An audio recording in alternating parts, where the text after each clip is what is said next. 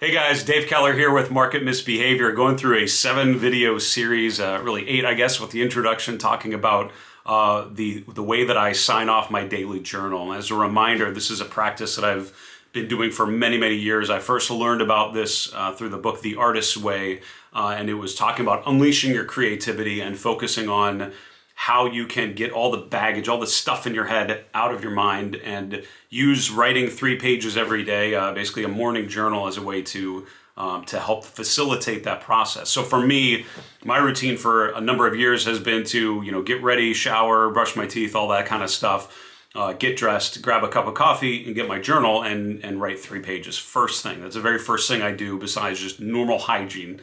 And the idea of it and the benefits of it are really, it improves self-awareness. It encourages you to have a good and honest conversation with yourself. The fact that you do it every day consistently means you have an ongoing dialogue with yourself.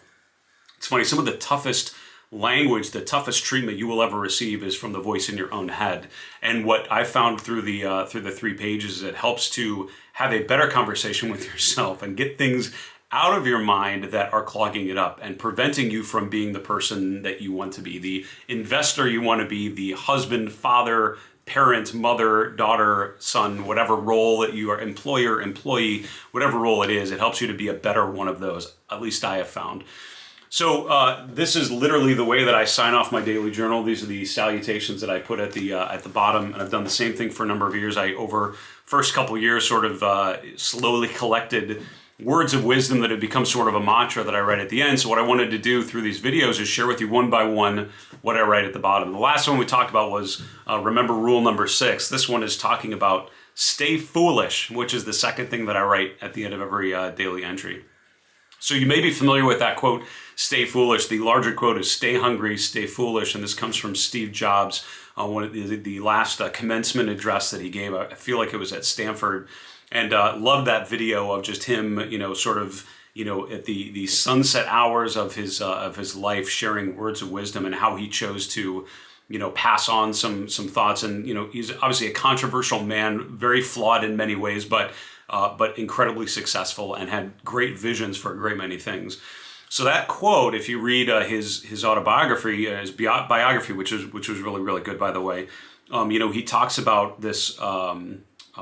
The catalog that he would get, and man, it's like the Whole Earth catalog, I want to say. I should have looked that up ahead of time. Sorry, I didn't, but I think it was the Whole Earth catalog, and this was a catalog in the 70s that was basically sustainable living types of things. And on the back cover of this catalog, supposedly, there was a picture of a country road, just an empty country road, and it just said, "Stay hungry, stay foolish." And he, sort of thought of that as a mantra.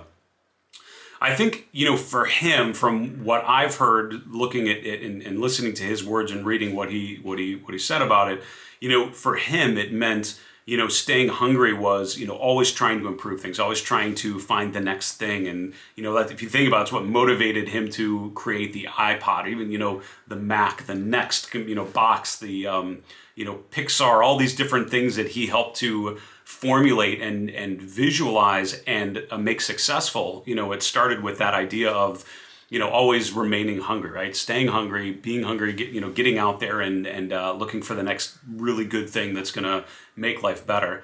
The other part of that is stay foolish, and that is more about what I think is as a mindset. And for me, the things I write at the end of my list are really more about a mindset than anything, and where I want to be mentally as I get started with the day. So for him, when he talks about staying foolish, it's basically, I think it's, sort of being childlike, sort of, asking questions and breaking things and seeing why they work and how they should work and trying to experiment and do those sorts of fun things. It's funny, my son, who's 4, is really into this show on Netflix called Emily's Wonder Lab, and it's a science show. Reminds me of like Bill Nye the Science Guy, which I remember watching years ago, where basically it's making science fun. It's literally the scientific method and developing a hypothesis and thinking about chemical reactions and light and, colors and vision and all these crazy scientific things, but doing it in a super playful way. And I think that quote, the reason why I write it at the end of my journal every day is really to approach life more like my son does and less like I'm naturally trying to do as an adult.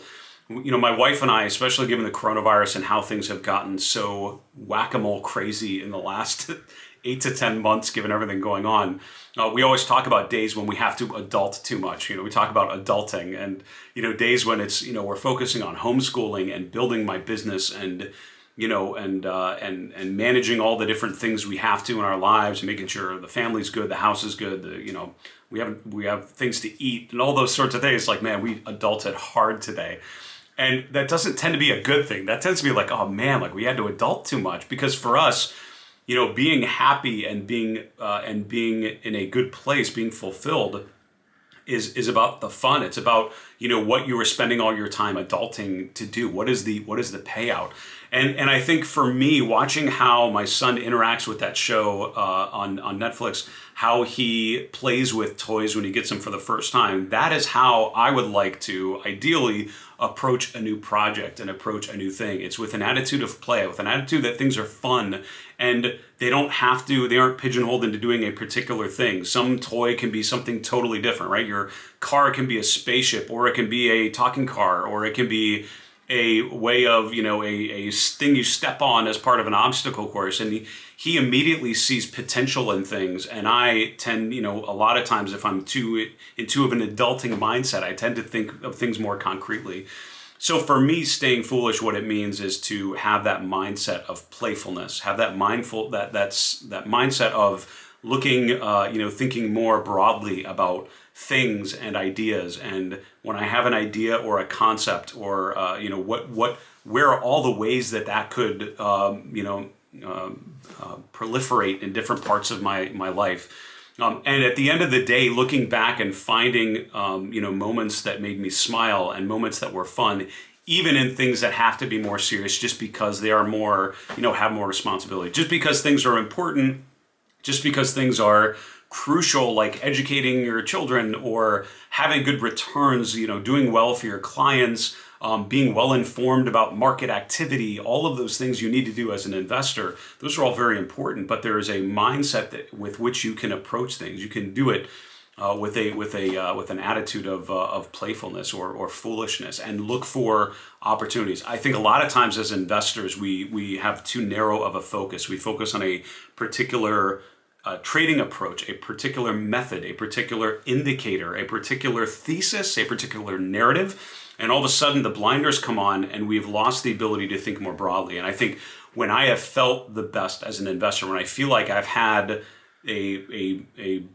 best sense of where things were at and where they could head, it's when I was thinking more broadly. It's when I was looking for relationships and opportunities that were not super concrete and super obvious. So my question to you is, how could you stay more foolish or become more foolish over the next week? What could you do to inject more of the mindset of a 4-year-old as you're approaching something in front of you, as you're approaching a task or a project or a client discussion or an investment thesis? How can you approach it in the mindset of looking, approaching it more as a play opportunity and less as a work opportunity? How can that change your mindset and hopefully help you to enjoy that process even more?